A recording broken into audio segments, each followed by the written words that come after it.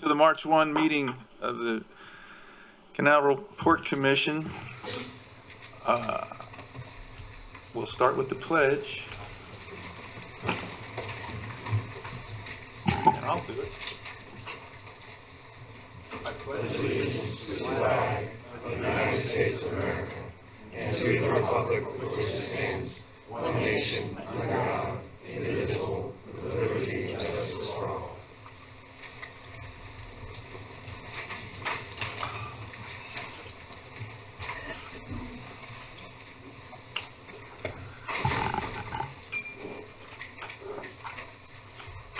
Greetings to our ambassadors, Dennis Hepburn, Mike Mervis, Bob Sox, Sean Conway, as well as Jim Hanley and Matt McLouth. Always grateful to have y'all in the crowd.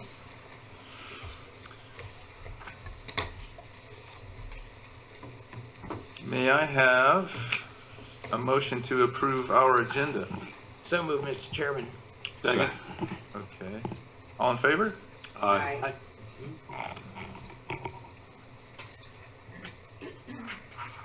May I have a motion to approve the minutes? So moved, Mr. Chairman. Second. Any discussion? All in favor? Aye.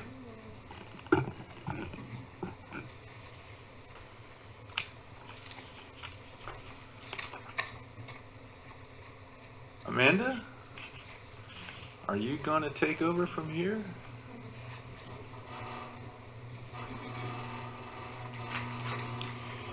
Good morning. I'm Amanda Brailsford-Urbina, and I'm Vice President of Human Resources and here to speak about the service awards today. Usually we only recognize those with milestone anniversaries, meaning 5 years, 10 years, 15. But I just thought that today would be nice to mention another individual who is our longest standing employee who has an anniversary today, and that is Tom Flexhoven.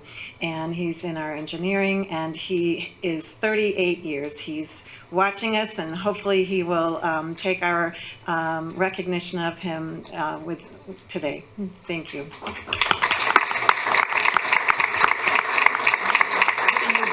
Amanda, how many years did you say he's been here? 38. 38. I bet you have a picture with him. I was really young back then. But I did give him his 5-year pin, and I think the 10, 15, 20, anyway. Right. I think the last time You can't get rid of either one of us. You know, we're like a bad penny. We keep coming back. That's good for us. Okay, I'd like to call Captain Murray forward and Jose Bonque for a photograph. We have our 10-year honoree, which is Jose. Jose has been with cruise operations since starting at the port. Jose is responsible for the operation of the cruise ship gangways that connect to the cruise ship while in the port. He knows many automated functions and processes of the hydraulic gangways. He is one of our most tenured cruise operations employees. He's a valued resource. And when he's not at the port, Jose loves playing chess, solving puzzles like the Rubik's Cube, and his dream is to visit the Holy Land. Thank you and congratulations, Jose.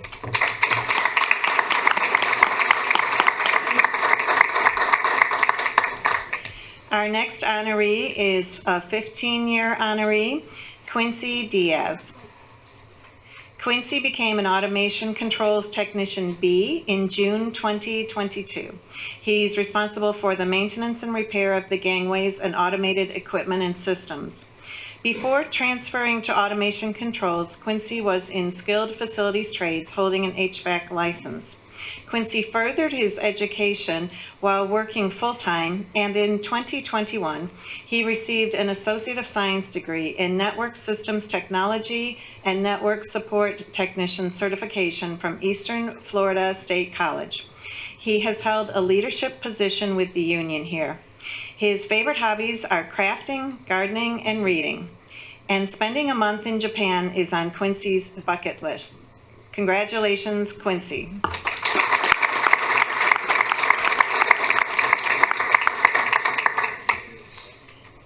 Our next 15-year honoree is hiding. It's Troy Goslin. Troy started at the port as an IT specialist in 2008. and today is an IT project manager too. Troy's current role encompasses both administrative and hands-on project leadership and involves planning, directing, and implementing IT projects. This includes server, systems, administration, and support. He provides monthly IT support for the commission meetings. He enjoys yellowfin tuna and blue marlin fishing out of the port. He also served 6 years in the United States Marine Corps. He and his wife have been married for 22 years and they have 2 children. Congratulations, Troy.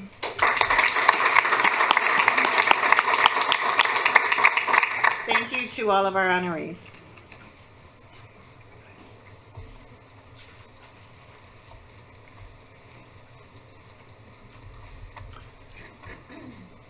Looks like we have another presentation, Seaport Canaveral update.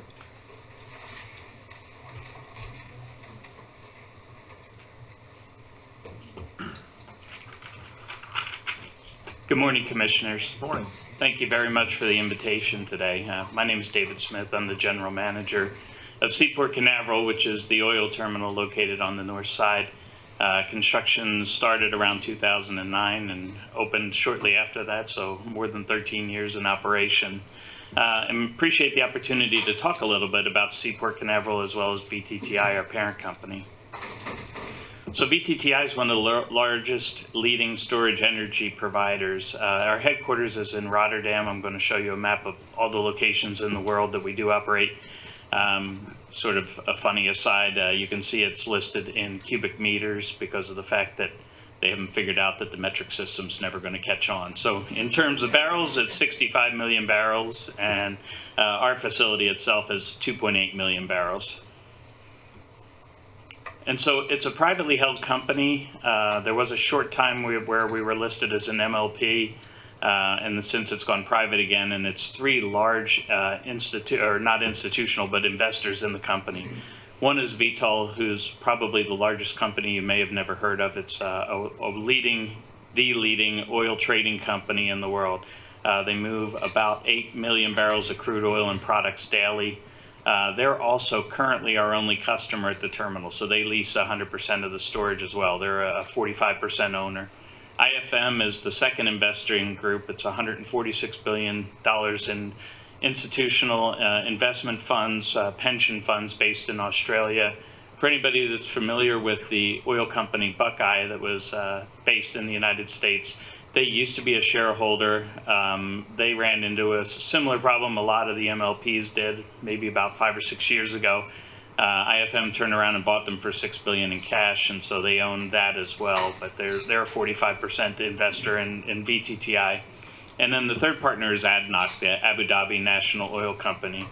And they produce 4.5 million barrels of oil and more than 11 billion cubic feet of raw gas every day. So we have a lot of major players with a lot of money behind them and commitment to the energy business and more than 100 years experience. You can see on the network that we're located essentially all over the world. It goes from Malaysia. We are the only facility in the United States, so I do get the joke that I'm also the CEO of the United States, but doesn't always quite resonate as much as I think it does. So, Argentina, South Africa, you can see we're really spread around. So for Seaport, right here in this terminal, again, it's 2.8 million barrels of storage. VTTI owns 100% of it. 2 jetties, 3 loading positions, as I'm sure you're aware. We have 24 tanks. The average size, or most of them, are 150,000 barrels, 39 feet of draft. And we have essentially every product with the exception of crude oil. We have renewable diesel, we have biodiesel, gasoline, jet fuel, bunkering, and provide all of those. I'm going to kind of give you a map to show a little bit about where our actual outreach is for the state of Florida. The one nice thing about us is it's essentially 99% in by water, and then the rest 99% out by truck as well, unless it's going to one of the cruise ships. So even in the example, if you remember a few years ago when the Keystone Pipeline had the cyber attack and it shut down flow through there, that'll never affect us because we're not on any pipeline. We're able, and because of the size that we have, we're essentially a small strategic petroleum reserve for this area. To put it in context, it's about 90 million gallons of fuel total is what the 2.8 million barrels represent. I think you're very well familiar of our location on the port. So we're on the north side, as you can see. So initially, when we were built, it was about a $130 million investment. We spend approximately $6 million a year annually in CapEx and about $9 million in operating expenses. About 3 years ago, we started a project to replace the pipelines on the north side. Initially, when the facility was built, they were in the water, and so half of the time during the tide, they were underwater, which is terrible for corrosion. And so for no economic advantage, but just for the right thing to do from an environmental standpoint, we spent $16 million and built the structure that's now completely off or on shore and off out of the water. And so that was an important thing that we did because we thought it was the right thing to do. And you can see we have direct loading for barges, vessels, trucks. We have the pipeline that runs to the north side, so we're able to bunker the cruise ships there. Vitol, the actual customer, has a two-product barge import, so whether it's, we have marine gas oil, MGO, that goes to the bunkering on the north side, but we have heavy fuel oil, 6 oil for anybody that's been in the business for a long time, that's delivered to the rest of the bunker ships that have the scrubbers on there. So all of the tanks are connected to the truck rack, so no matter what happens within the facility, we're able to have active live tanks that go to there. And you can see the breakdown of the different products that we do have. We have separate loading arms for all of the clean and for the what we call the dirty products as well, in order to make sure there's no quality contamination. The truck loading bay was expanded. It was before I had gotten here, but it might have been Captain Murray's first year. I know that I've seen the videos with him there, and we expanded from 6 truck loading stations to 10 truck loading stations. It takes about 17 minutes to load a truck, one of the fastest, certainly in the state, if not in the U.S. And so, you know, theoretically, we could go through 600 trucks a day. Normally, we're in the neighborhood of about 300 trucks per day. When it comes to preparing for the hurricanes, we're normally one of the last to close. I think we probably are the last to close. And that's to make sure that we're able to ensure continuity. We work well with the port and the entire team at the port, talking to them as well as they talk to the state to make sure that there's enough product that's available for the safety and security for the area. We have 28 employees, so it's not a large number of employees because we're essentially fully automated.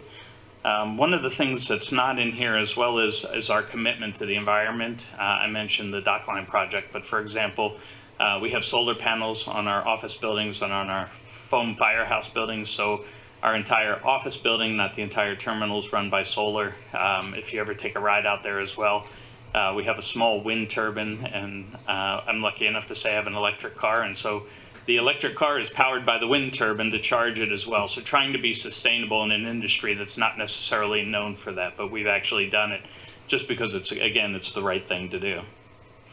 If you look at the geographic advantage for where we're at, it does stretch all the way, like I'll give you an example for jet fuel. We go as far as Lakeland, even though Tampa's closer, that it's more advantageous to the people at the Lakeland airport out there to get the jet fuel from here. We take advantage of the foreign trade zones, and so Melbourne and Daytona and Sanford and Orlando go up to Jacksonville as well. So again, when there are problems within the state, they're able to come here and to load from us pretty easily and pretty quickly. And again, I think this was just a picture to show you the same thing about the truck loading rack that we had talked about. So, and with that, if you have any questions, I'm happy to answer, but that's Seaport Canaveral. I've got a couple Sure. questions and some comment. A couple comments. At capacity, I understand. At least update me. I think you've been running at about only 50% capacity. You've got much more capacity than you're actually. Yeah, so yes. So on a turnover standpoint, most oil terminals, when you build one, it's built to turn one tank once a month. So otherwise, it's sort of a little bit of overkill. For this past year, we did 89,000 trucks. It was our 4th busiest year ever. and we average about 7 turns. So that's why, while it's fully leased from an economic standpoint, and the customer takes advantage of having fuel there, if you were to build it today, it would be built to a smaller size. So that's also for us, one of the advantages is nobody will ever build on top of us because it is a little bit of a fixed market. Okay, thanks. And just a couple comments. Well, I want to appreciate what from a community perspective, your engagement as a local company here. I mean, we do things around the community, you're part, so I appreciate that. I want to Thank you mention very that as well. Also want to kind of just remind and thank again that we've overcome that issue we had when the freshwater pipe broke and we couldn't fight fire over here and we couldn't pump and the governor was calling on. We've gotten past that now, and I know we have an alternative if there's no water, so I appreciate that whole setup. Yeah, not only is that prior to my coming, we didn't have enough generating capacity in the event that we had to run the generators, and so I know that we had received additional support, and since then we've added additional generator capacity so we can run the entire facility isolated as well. Again, an investment we thought was important to make for the community, but thank you. Thank you. I just thank you for your presentation. David, Yes, sir. thanks, and we're all very appreciative of your efforts towards the environment. And it was refreshing to hear that you've done things because you felt it was the right thing to do. You didn't have some agency come along and demanding that you do certain things. So you and the company are to be commended for being willing to go forward on what you know needs to be done for the environment and the community in general. Thank you, Commissioner. Mr. Chair, could I ask a question? Of course. David, I don't want to put you on the spot, but one of the agenda items today is to conduct the environmental analysis and structural analysis at terminals 1 and 2, where you operate, to take the depth down from 39 to 41 feet. And I was just wondering if you could just elaborate on what that would mean for your business and the type of ships that are coming in, and would that be beneficial, because that's why we're voting on it today. Yes, it would be extremely beneficial. So the Commissioner Justice and Captain Murray and some other members of the team, we were on the largest vessel ever to call. But what happened there is because of the draft, it loaded over in Europe, and on its way here had to keep dropping cargo because of the draft. So it came in with only a fraction, 200,000 barrels, even though it could hold 1 million barrels of storage, because it couldn't come in during the draft. So it allows the traders specifically to take advantages. If, for example, we used to receive a lot of Vietnamese or Far East Abu Dhabi jet fuel, and so with the larger ships, they're able to use economies of scale. So it would make it a lot easier for us. I know our customer would certainly welcome anything that can be done, because actually what happens a lot too is they charter ships 45 days out. And so, for example, what happened when we had shut down for the hurricane last year, the depth got changed to 36 feet. So then while the harbor master, the port authority, the Coast Guard works tirelessly with us in order to make it happen, if we had those, when they reduce the drafts, it causes a lot of issues. So the bigger draft is, the more ships that we can bring in, and the customer is able to take advantage of larger cargo. So it would be great. Thanks. Anyone else? I appreciate that. It's nice to learn about one of the several remarkable operations we have going on out here. So more information is better. Appreciate your time. Thank you very much.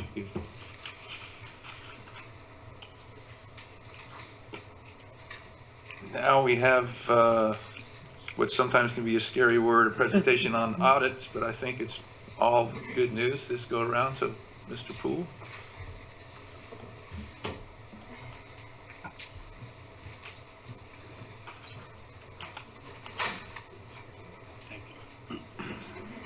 Good morning. Morning. The item before you, and you should have in front of you copies of it, it's a copy of the draft fiscal year 2022 audit. The first item I'd like to, if I could, I'd like to recognize Diana Mims-Reed. It's a team effort that goes into putting this audit together, but it's Diana's efforts. She puts it together. You'll see in there that this is our 20-plus year in a row that we have received also a certificate from the Government Finance Officers Association. It's a certificate that says that the reporting standards that we adhere to and disclosure meet all their minimum standards. So we got that GFOA certificate for, Diana, what's the what year? 29 years in a row. So I guess you weren't here all 29 years. You took over somewhere in the middle of that, and she's taken that and continued on, which every year it seems like the Government Accounting Standards Board adds new requirements on there that makes it even more work that has to be done to complete the audit and to get the financial statements in accordance with what the rulemaking authorities, what they want us to disclose. And that's something I'm going to highlight here. So the last time I presented these financial statements to you for a full 12 months, fiscal year 22 was in October. Now you have the audited numbers in front of you. The numbers are substantially the same. Revenues, operating expenses. The only material difference is the implementation of GASB statement number 87. It's a lease statement that requires us to record as a lease receivable an asset and a deferred revenue a liability, what the future payments of our tenants, what they will be paying us over the next, say, 50 plus years, discounting that back and putting it in present value dollars on what that is as a receivable to us. And for us, that was 59 of our tenants, and the dollar amount is a little over $40 million. It's $40.3 million that's reported as an asset and as a liability. It's a wash, so there is no impact on your net position or your retained earnings. But that was a lot of heavy lifting that had to be done by Diana and her team. And so at this point, I will turn it over to Dan Bonnet with RSM. Dan is here, and he'll do his presentation. He's here to answer any questions, as I am as well. Thank you. Thank you very much. Good morning, everybody. Can you hear me fine? Very good. So I'm here this morning to walk through the required communications, which under the professional standards we're required to have with this body to update you on the results of our audit presentation. So I will not go line by line, page by page. I will focus on the areas of importance on each of these slides.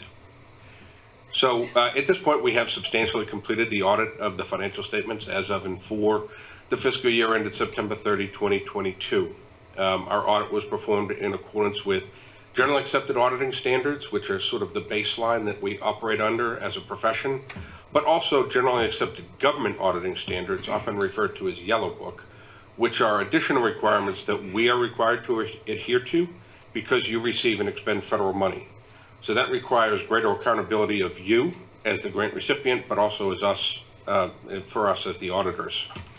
Our opinion on the financial statements is expected to be unmodified, which is to say that the financial statements are fairly stated in all material respects in accordance with GAAP. We are in the process of just wrapping up our review of the file, clearing review points. We'll obtain from the attorneys an update of legal representations, do a subsequent event update with management, and ultimately request from management a copy of or a signed management representation letter. And I'll talk about that in a little bit more detail in just a second. There were no significant changes to the planned audit strategy, which is to say we had a plan going in at the start of the audit for the areas where we thought there was the greatest risk, greatest potential for misstatement, the GASB 87 implementation, which we knew was going to be a heavy lift this year.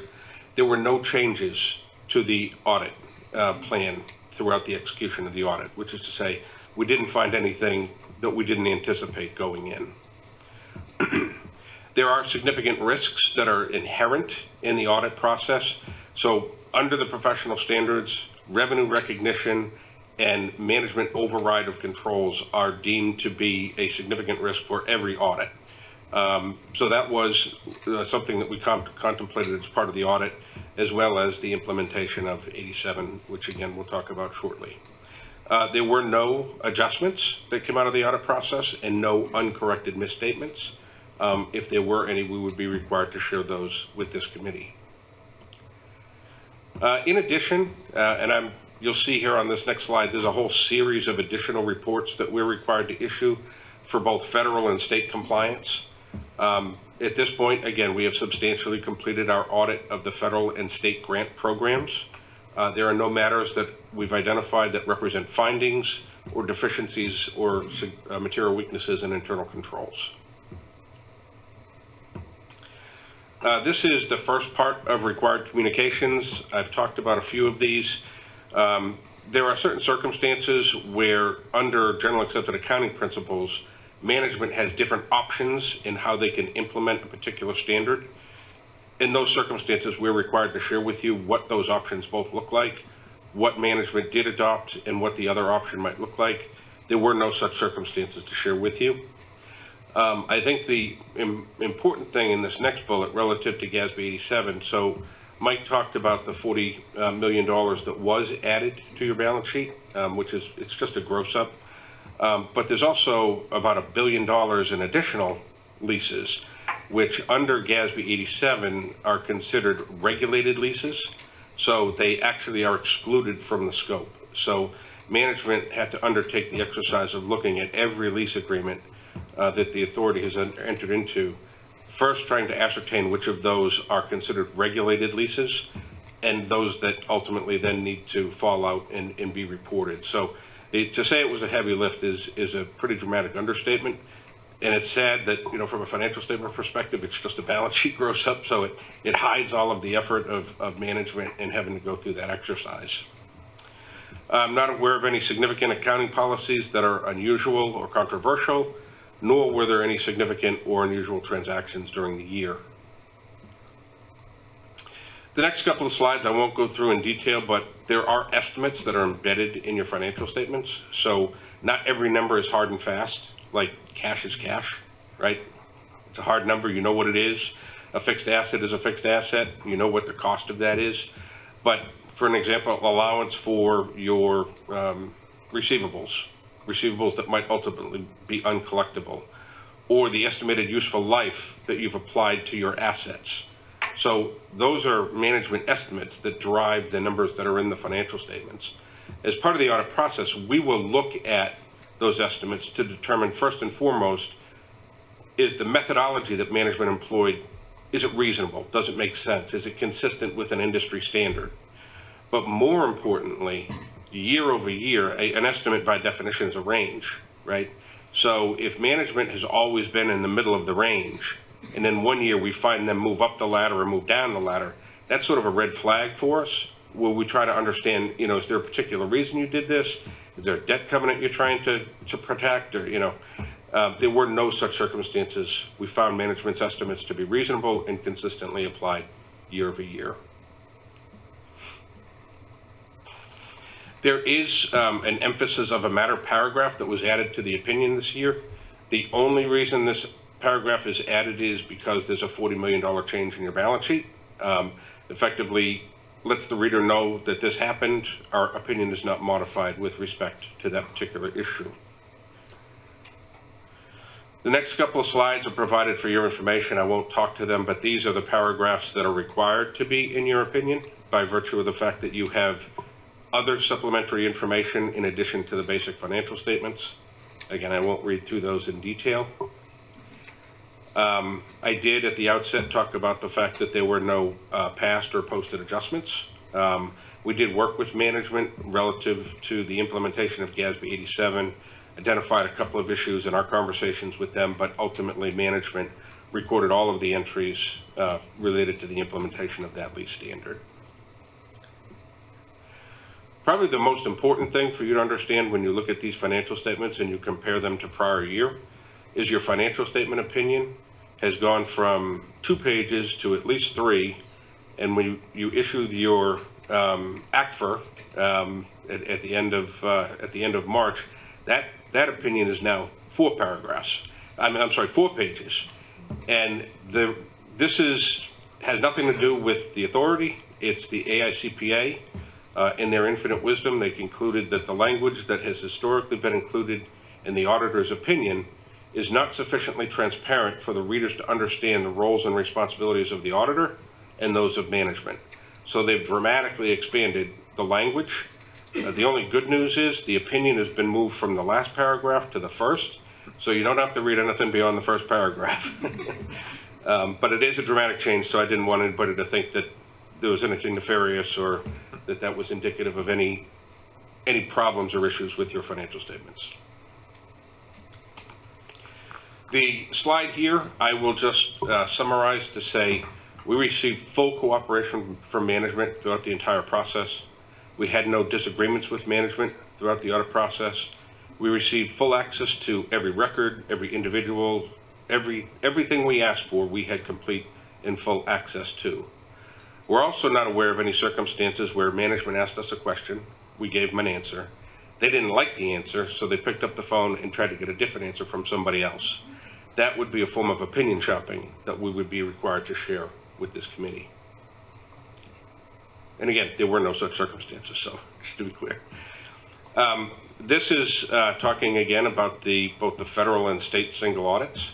So this year, there are 2 federal programs that had to be tested, the Port Infrastructure Development Program and then the ARPA funds. And then on the state side, it was the state DOT Seaport grants. So the ARPA funding is new, so that testing is new this year, but the other 2 have consistently been reviewed. And again, based on our testing to date, no findings or observations. Just a slide here to make you aware of our role and responsibility relative to independence as well as that of management. I won't go over this in detail, but just share with you, we are independent. We continue to monitor any services that we provide to the authority that are over and above the audit to ensure that we're not crossing lines of independence, and there are no such circumstances to report to you. And last but not least is just a reference here to upcoming GASB standards. 96 is the only one, 96 and 101 are the only 2 that may have impact. 96 is very similar to 87. It deals with effectively lease type relationships on the software side, and compensated absences, which is, actually, I'm not sure if it'll have any dramatic impact upon implementation, probably not. But the last thing here, at the very beginning, I talked about management's responsibilities in the audit process and obtaining a management representation letter at the end of the process. There are certain things that are inherently the responsibility of management. Management is responsible to prepare the financial statements in accordance with GAAP, to develop and implement effective internal controls, to ensure compliance with laws and regulations, and to make us aware of everything we need to know in order to do our job effectively. So the last thing we do before we issue the financial statements is ask management to affirm under their letterhead and signature all of their responsibilities as part of the audit process. So we will share with you a copy of that letter once it's executed. And with that, I turn it back to the committee for any questions, thoughts, comments, or concerns that you might have. Dan, how many years have you been involved in the audit for the port? I've been doing this for 32 years. I've spent my entire career serving governmental, not-for-profit, and higher education entities. And you've always had full, complete cooperation by the staff? Absolutely, 100%, yeah. Actually, the team is exceedingly responsive. That's good, great to know. And for whatever, they did meet with me earlier this year, since I was the chairman last year, to see, as I recall, if I had any concerns about the financial reports by the staff's cooperation. I was concerned about any matters that the staff might be doing that's not proper or correct. And I assured Dan and his team that I had full and complete faith in the accounting department and Mike Poole and everybody for the great job that they've done this past year and all the years that either directly or indirectly I've been involved in looking at the audit.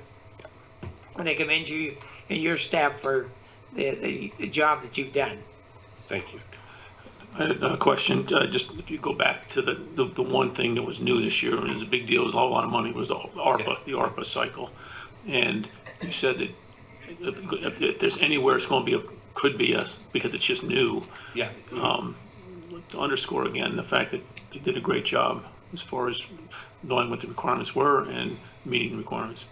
Yeah, and the thing in particular that was unique, and a lot of governmental entities don't have to deal with regulated leases. So they just have to identify the entire population of their leases, and then the calculation is basically just math, discounting, present value, future cash flows, discounting those back to present value. In this particular case, the wrinkle of having these regulated leases, management actually went to legal counsel to make sure that their definition of what would be considered a regulated lease was appropriate and that the attorneys were comfortable with the conclusion. And then they had to go through each and every one of those leases to make the appropriate determination if they met all of the criteria to be excluded from the reported population. So it was quite an exercise. Yeah, thanks. You're welcome. Mr. Chairman, I make a motion to accept the audit. I'll second, Mr. Chairman. Any discussion? All in favor? Aye. Very good. Thank you. Thank you very much. Thank you. We're on to reports now, I believe. Captain Murray?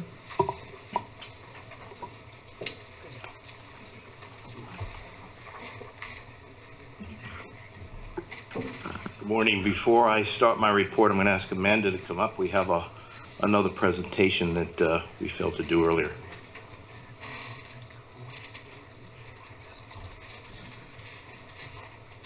We would like to recognize someone who is retiring from the port, Bill Hammond.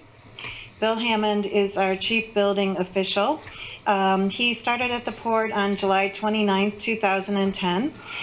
The chief building inspector provides leadership and overall direction of the building department, which includes the floodplain management, the construction, permitting, the plan review, the inspection, and the contractor licensing. It's a very important position in the port, as you're well aware, and he has held this position and been here for 13 years at the port. He was the first one to hold this position, and prior to that in his career, he was 24 years in the Navy. He was the Collier County Chief Building Official prior to joining Canaveral Port Authority, and he is honored by our port staff colleagues, contractors, and consultants for his skill, attention to detail, attitude, and teamwork, and for being a great guy to work with. Speaking of myself, I've only heard wonderful things about him all the time that I've known him, and we also wish him well in his pastimes that he's planning to spend time as retiring. He will be golfing, he'll be enjoying his 2 Labradors, and he's also going to be restoring a truck. He will be very, very much missed here. I'm sure Bill will probably add a word or two, but because he knows his work better than I do, but I just know that he's got a stellar reputation here, and we want to thank him.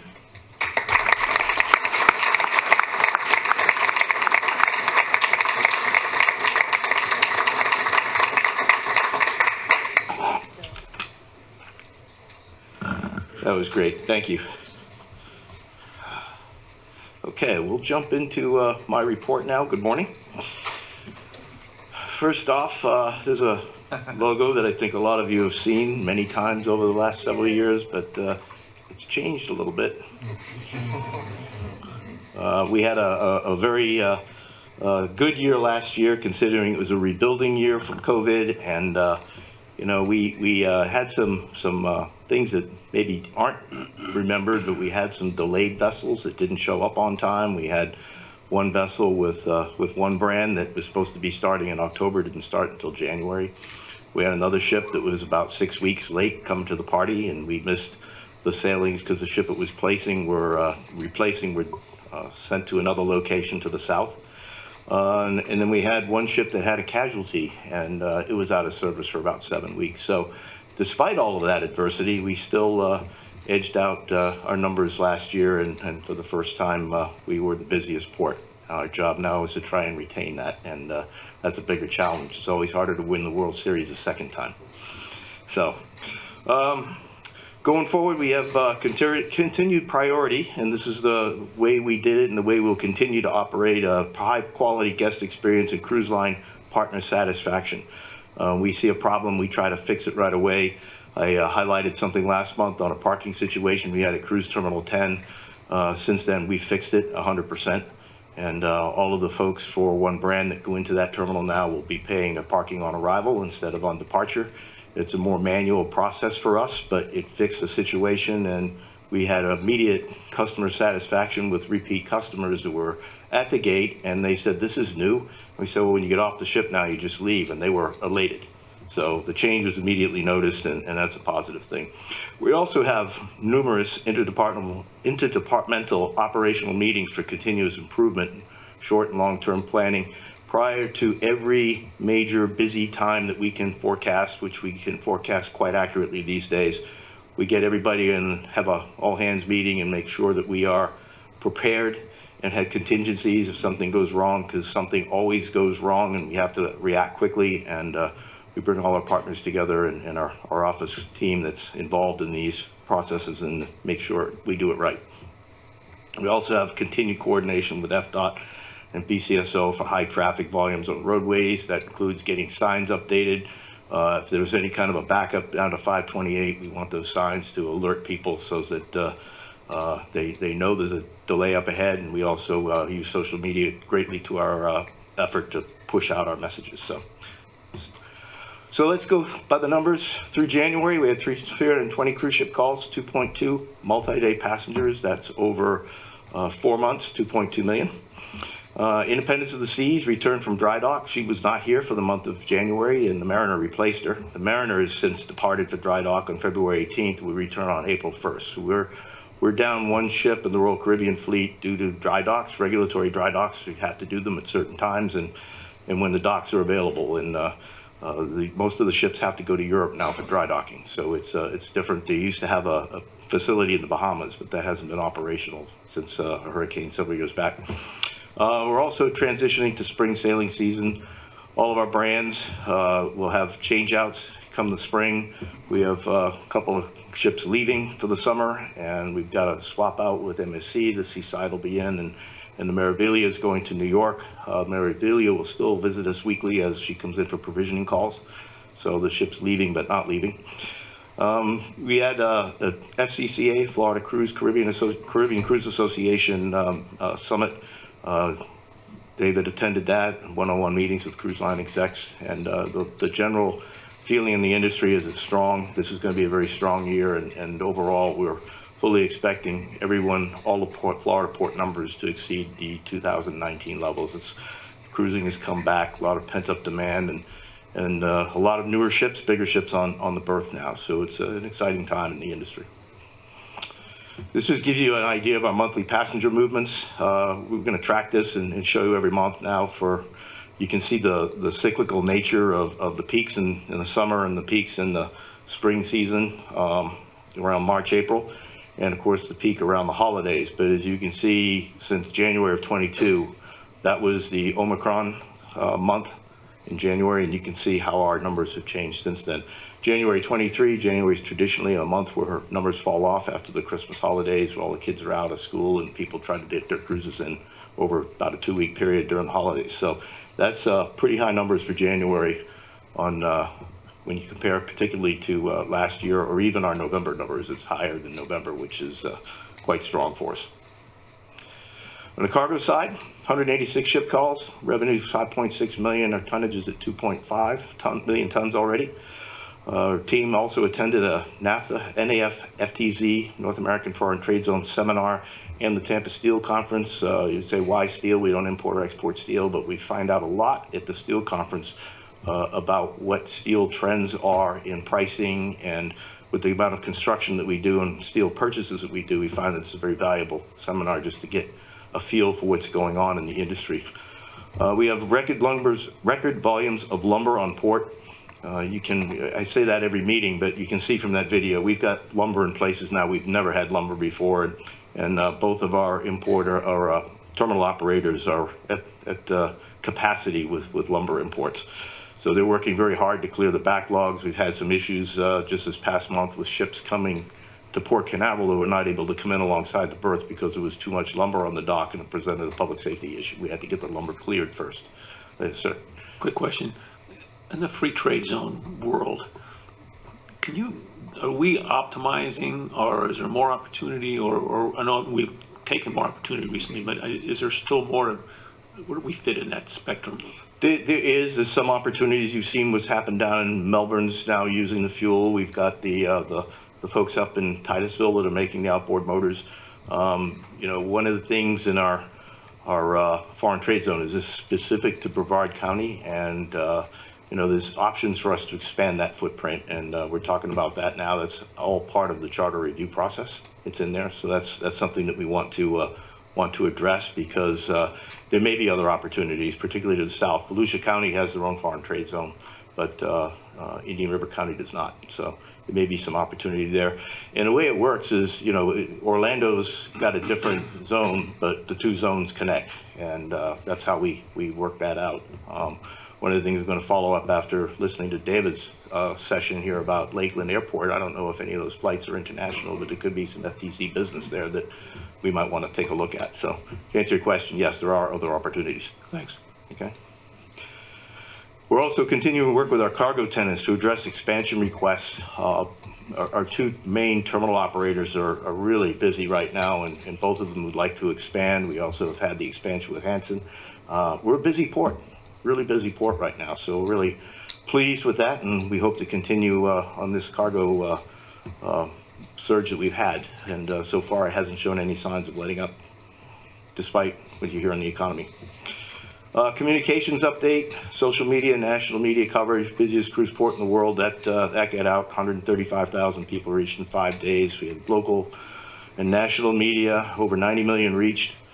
This photo over on the top right-hand side was taken by a Rush Marine contractor, I believe, and it's a concrete pour in the middle of the night with a rocket launch at the same time. So our social media put it out as rocket up, concrete down, and it reached over 11,000 people on social media. So social media is really the best vehicle we have right now to getting our message out to the community and beyond. We also are posting all the Coast Guard launch security zone alerts. Historically, that wasn't anything we did, but once we get those from the Coast Guard, we add them to our website because it's one more way to get that message out. So we've done 7 alerts, 3 updates published, and as you can see, people are looking at it with 110,000 people reached on social media. Government relations, the Florida legislative session begins on Tuesday, next Tuesday. Committee meetings have been monitored, especially anything related to FDOT, FWC, Florida Wildlife presentations. We've had port briefings with Senators Mayfield and Wright, and we continue to have individual briefings with our representatives. FDOT District 5 Secretary and staff visited on January 31st, and we were happy to take Secretary Tyler out on a fireboat and give him a from the water look at our ports. Sometimes you drive around and you don't see what work really needs to be done in this place, and seeing it from the water is very impactful, and he had a great tour for that. On March 21st, we'll be in Tallahassee for Seaports Day at the Capitol. We do this every year now, where we set up shop all of the Florida seaports, and it allows the delegations from the different regions around the state to actually see what we do, and gives us a chance to plead our case for whatever we need going forward with the legislature. The following day, March 22nd, will be Brevard Day at the Capitol. So I don't know if anyone here is attending, but we'll have people on scene up at the state capitol.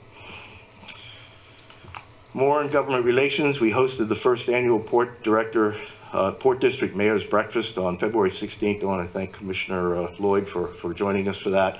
It's the first time we've done this. It was more just communication free flow with our Port District mayors and their city managers, and the idea was just what can we do for you? What can you do for us? What can we do better together? And that's really what it's all about. So it It was good. We got a very, very positive response from all of them. It's apparently the first time that any of them had been invited to something like this, and we decided that we're going to try to keep this up annually now, just from a communication perspective with our local communities. On the environmental side, we have the Army Corps maintenance dredging. The contract's advertised on February 8th, bids expected March 7th, and we expect the work to begin earlier in the summer. There's another part for the Trash Bash 2023 scheduled for April 1st at 8 a.m. It's Love Where You Live is the theme. It's partnering with the Canaveral Propeller Club. And the cleanup is focused around Freddie Patrick Boat Ramp and the Jetty Park shoreline. And on the right, there's an artist's painting here. The artist's name is Lucina Ingram. She's a 9th grade teacher at Cocoa Beach Junior Senior High School. And she said this from the Merritt Island Refuge about the Merritt Island National Refuge. She said, "The joy of riding in a car and having the perfect pictures of so much wildlife makes me want to keep Brevard beautiful. I appreciate nature right here in Brevard County," unquote. So that's, I thought, a pretty neat picture from a local artist. So,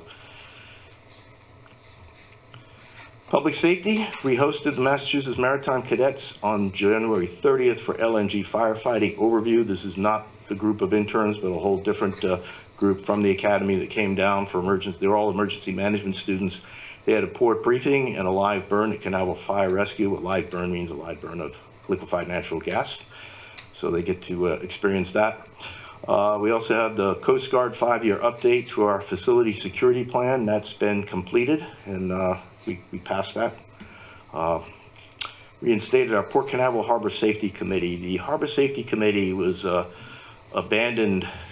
I don't know when it was abandoned, but essentially our Port Harbor Safety Committee brings all of the interested participants that make a living in the port, from marinas to the fishing folks to anybody, and it's a safety opportunity to work as a community and address key issues such as heavy weather, evacuation, barge canal, dredging issues that may not affect us, but they may impact other folks on the backside of the canal. So we're trying to involve the community more in day-to-day issues with the port, and this is being led by Corey Dibble, which is great. He got it started, and we're going to keep this going. We're also working with the Coast Guard to host a heavy weather workshop for waterside tenants, including the space industry. That comes up, but after last year and some of the issues, we're probably going to do a second one this year a little earlier and make sure we have everybody in and just ensure that everyone understands the process before we have our official heavy weather meeting just prior to the hurricane season. And with that, I want to say thank you. This is the mock-up of our presentations. 2023 Sea Trade Cruise Global will be happening the week prior to our next board meeting. And this is what our mock-up is of our presentation. It's in Fort Lauderdale this year, and I think one or more of you may be in attendance. So we'd be happy to see you there. And it's a great opportunity to mingle with some of our cruise partners in a casual atmosphere. So, any questions? Where's the giant #1 on this display? We're very modest here. Just checking. Okay. Thank you very much. All right, thanks.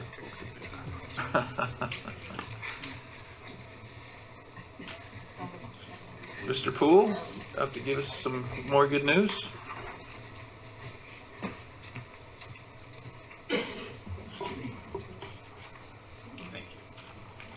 Yes, continuing on that theme, I will be modest in my comments as well.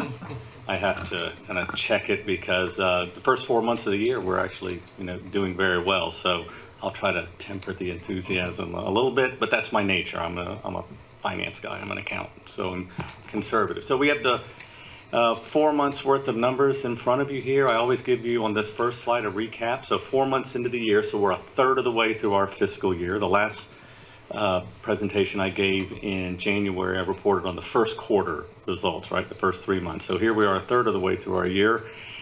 Revenues are at $64 million. That's $11 million above budget that we'll be discussing. Expenses at $36 million, including depreciation, is $879,000 below budget.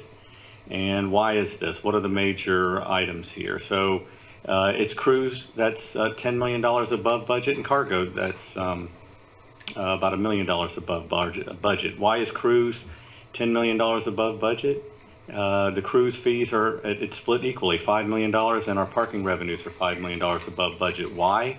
Passengers. So we had forecasted our customers the cruise lines to be at 100% of double occupancy. That means 2 people per cabin. We're averaging about 110%. That's the trend rate, and it continued in January as well. So that the 213,000 additional passengers over and above what we forecasted flows through to the bottom line in cruise fees and in parking. And on cargo, we're 1.1 million above. Why?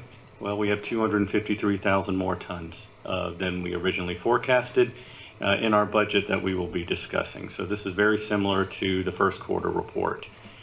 Cruise by itself, get 320 calls, 2.2 million passengers. That says through December. It should be through January. I didn't catch that. So for the first quarter, it was 1.7 million passengers, and we were collectively between the 3 months 144,000 passengers above budget on 243 calls. January, 547,000 passengers, 69,000 passengers above budget, and that's as a result of 76 calls. Why? January was very similar to October and November. We're averaging 70 plus calls for October, November, and January, and passengers were around 500 to 500, in this month, 547,000. December was really the outlier. I reported it at the last meeting. We had 90 plus calls, and we had almost 700,000 passengers. And if you recall, December, it's a higher month anyway, but we also had 5 weeks that month. So we had, extra Fridays and Saturday sailings there. So, collectively, why are we above? Because January is a strong month. We're still averaging about 10% above that double occupancy number. And as John mentioned, the Royal Caribbean's Independence of the Seas had a scheduled dry dock. So while we did have 20 fewer vessels when you compare December to January, a lot of it's because of the Independence when it went in to dry dock. Normally it comes in 2 times per week. But again, these are scheduled dry docks, so we know them. They tell us in advance. Pat Poston puts it in her revenue forecasting, so that's why you're not seeing any negative revenue variance.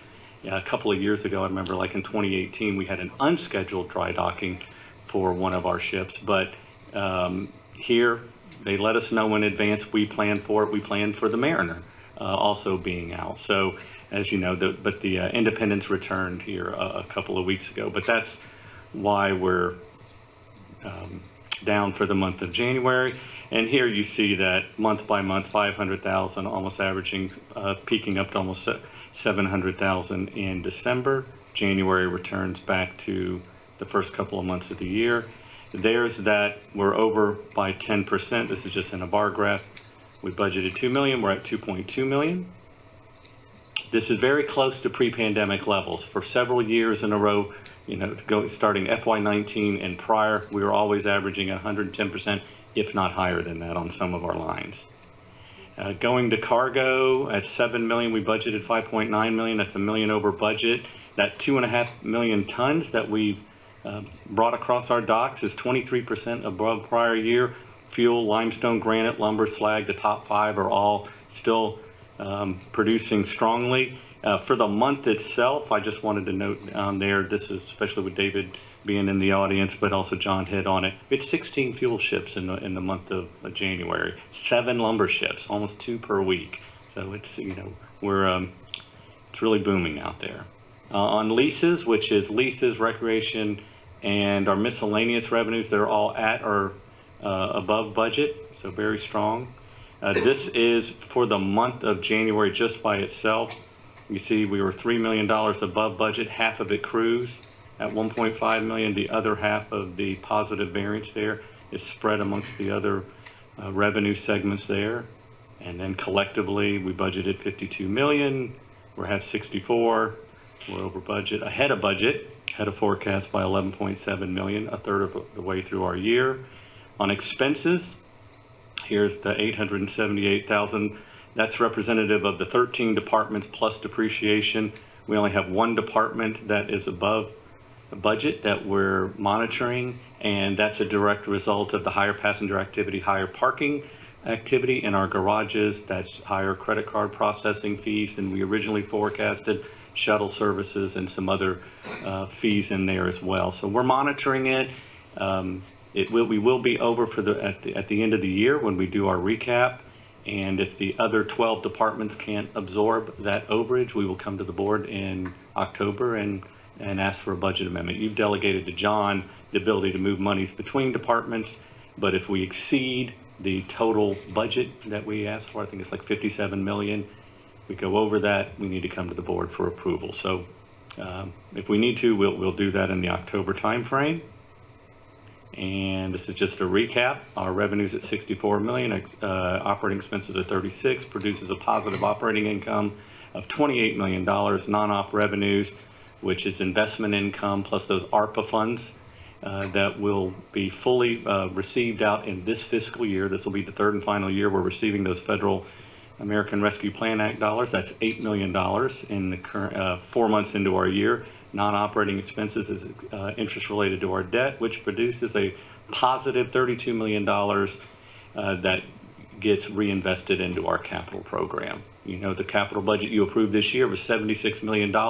23 million of that was funded by the federal and state government through grants, which means we have to come up with 53 million. That's what that $32 million is programmed for, and it's going to the projects that Bill briefs you on a monthly basis.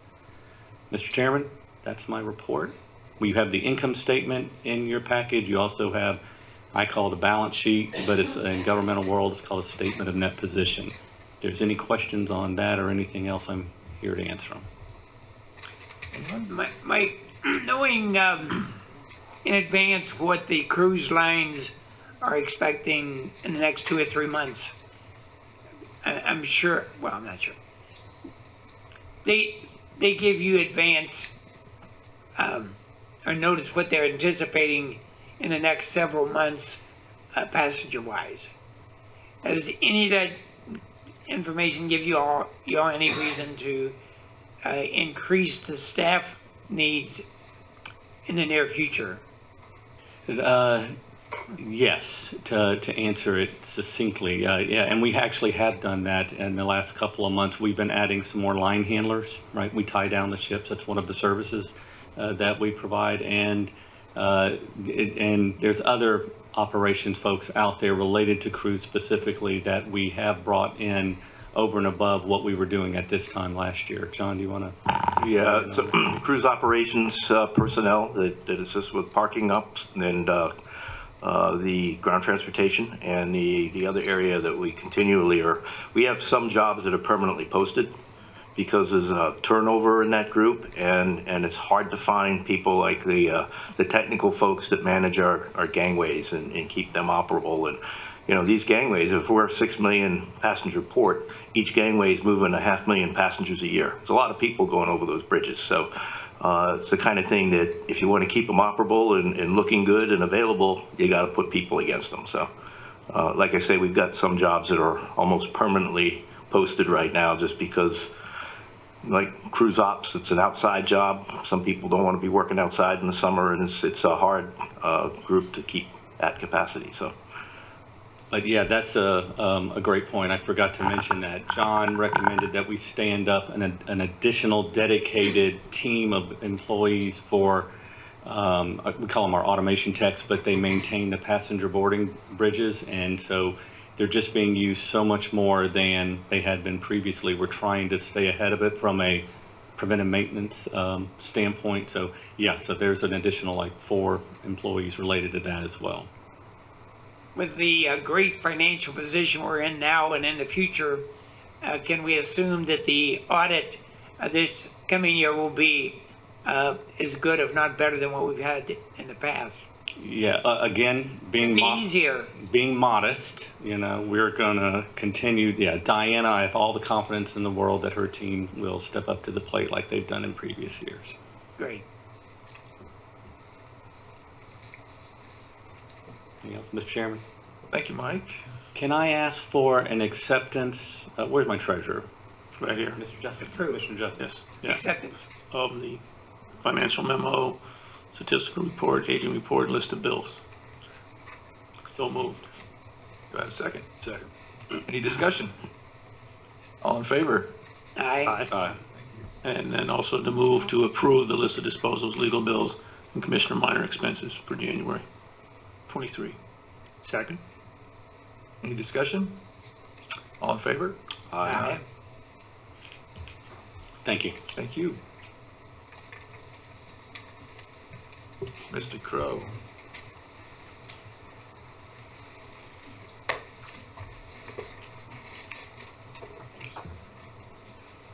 Morning, Mr. Chairman.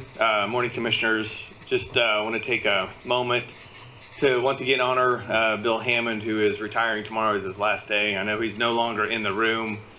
I want to thank Captain Murray and Amanda for putting together the plaque presentation. Bill's service to the port is noted and appreciated. Bill has a motto that is not commonly known, and actually Tom Foxhoven's wife made a t-shirt with the motto printed on the shoulder, on the sleeve. And the motto is, he learned it in the military for 24 years experience with the Seabees. His motto is, it was passed on to him, I think, from a commanding officer or general, be brief, be brilliant, and be gone. So I have a lot of detail to cover, so I'm going to go for 2 out of 3. With Let no you choose music. which 2. No music today. No music today. I thought Mike was going to have some music with the financials this time. It was his turn, but. So I'm going to start with an overview of the consent agenda. So Cruise Terminal 1, we have the Allure of the Seas coming from Royal Caribbean in November of this year. So that's right around the corner. I have 2 items related to CT1. Item 1A is adding what you see on the right-hand side there. It's consolidated parking. It's a widening of Flounder Road, relocation of the bus lane that approaches the garage. That project alone, which is item 1A, is going to result in 316 additional parking spaces. We lose a few, but we gain substantially more with the widening of Flounder and relocation of the bus loop. Working with our cruise operations, our process improvement, cruise business development, we've noted that we are going to be short about roughly 1,000 spaces. And so between these 2 projects, item 1A and item 1B, item 1B is just pre-construction services, so that is a design value of $185,000. We're going to be coming back to you at the April 5th commission meeting with the GMP to support project 1B. We have a grand total of 1,001 parking spaces, so we were able to beat our target by about 1 space. And this is all flanking Cruise Terminal 1 campus. It's going to serve Cruise Terminal 1 paid parking guests and also about 200 employees as well in these parking lots. They will be equipped with our new flash parking system, and we have the opportunity to expand an additional 300 spaces for a future phase 2. We will look to accommodate as much of that 300 space phase 2 as we can in item 1B when we bring it back in April. But the cost of construction's gone up, especially with asphalt, the cost of fuel. So we're going to build as many parking spaces as we can in time for that November arrival.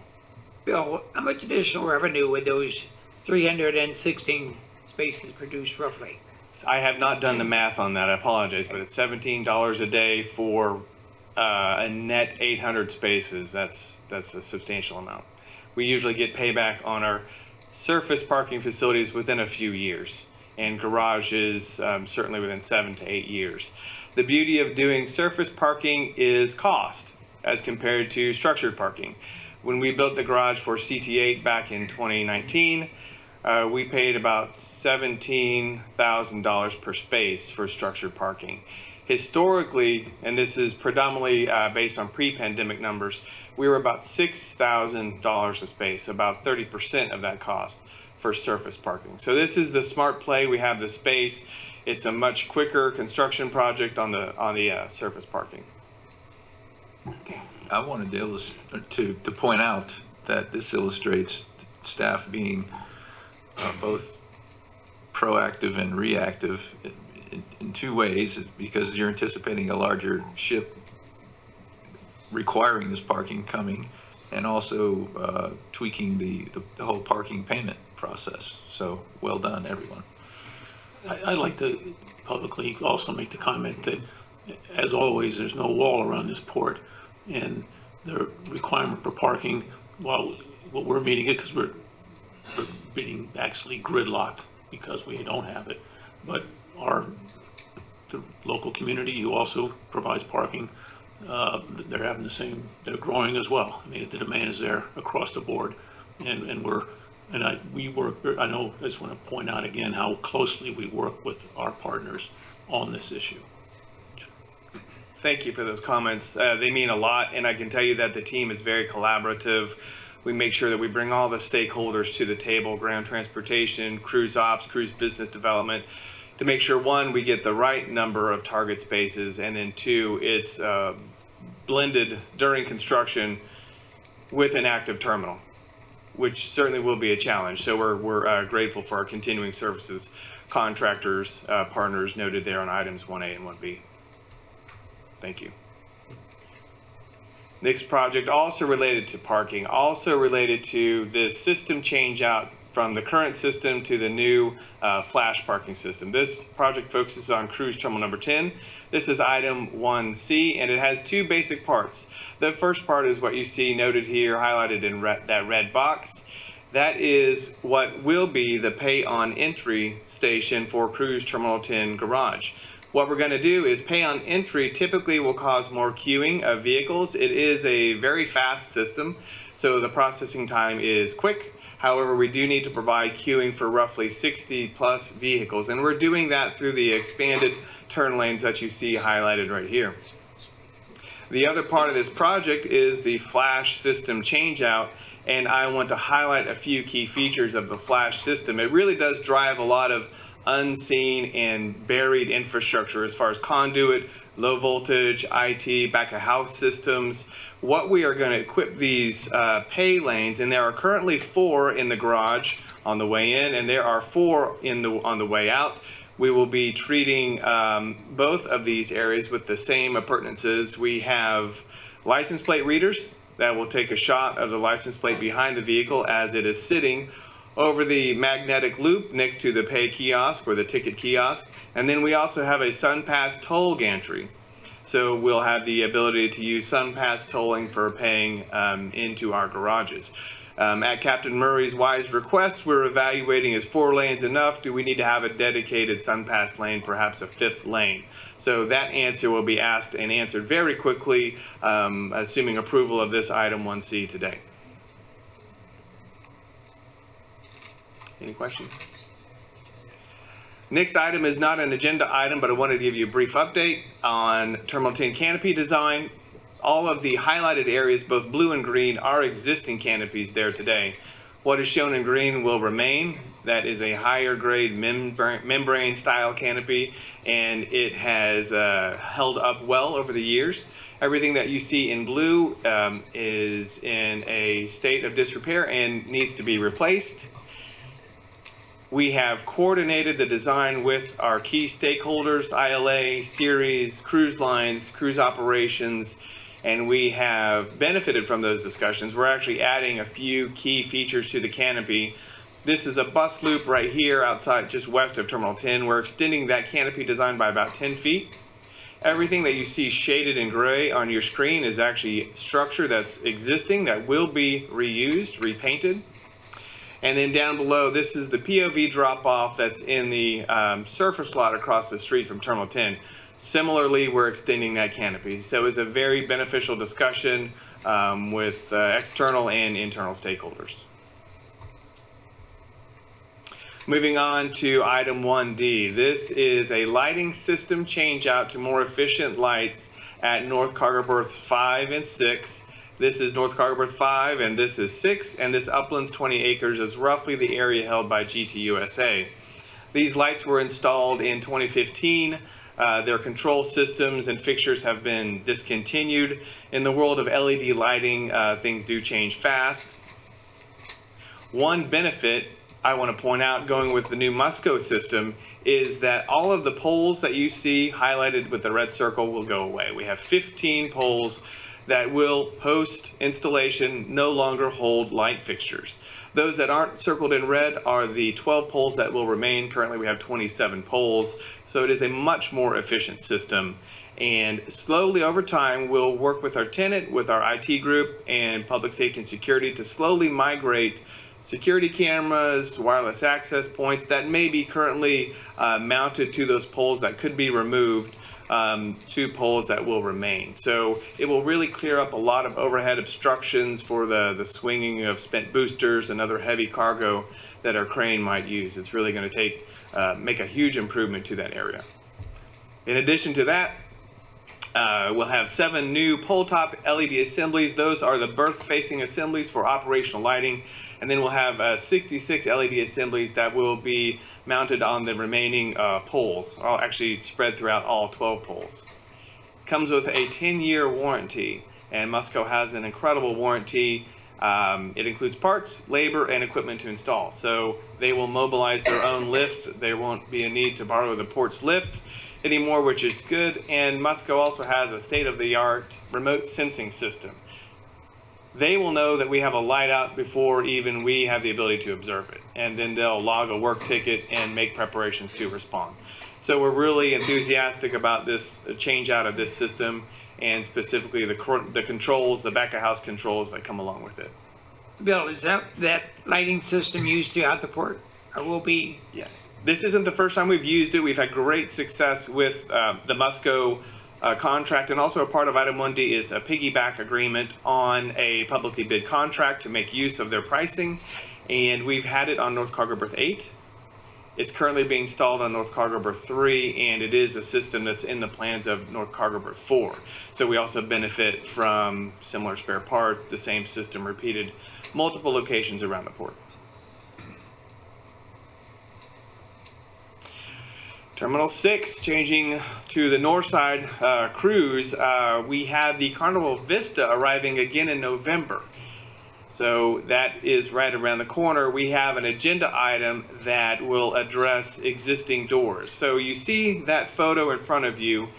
It has an example of the waterside building face of Terminal 6. If you were looking at Terminal 1 or 3, 5, or 10, you'd see that long linear run of continuous sliding glass doors. Terminal 6 predates that technology, that use, and it has 7 individual doors. The gangways themselves will roll the length of the berth. That Adelte system was actually a prototype back in 2012 when it was installed over 10 years ago. For the Vista class arrangement, we need to add 2 new doors, and we need to modify existing door number 3. We're going to widen that door by about a couple of feet. That's about the width of the lighter metal panel that you see on either side of that existing door, about 2 feet.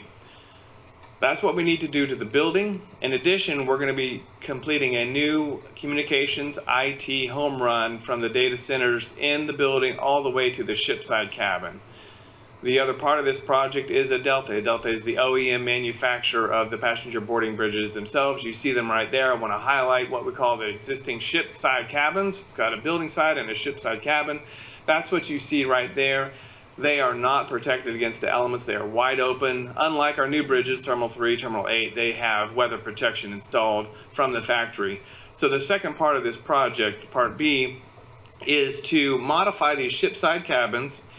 And you'll see at the very end of that shipside cabin a little docking ramp that sticks out. I have a highlighted photo of it here. That docking ramp is deteriorated because there is no weather protection. So that docking ramp in both bridges needs to be replaced. In addition, we're going to make it slightly shorter, and we are going to add a weather protection system, a roll-up door that will close off the end of both of those bridges to further protect that asset. In addition to the bridges at 6, 2 bridges at Terminal 5, 2 bridges at Terminal 10, 6 bridges will add ground level control features, human machine interface, that HMI touchscreen, so that we can operate all 6 of those bridges from the ground level. Currently, you have to go through the building or climb up a ladder to get to the bridge in order to move it and not be on the ground. We're going to have ground level capability to move this bridge post-project as well.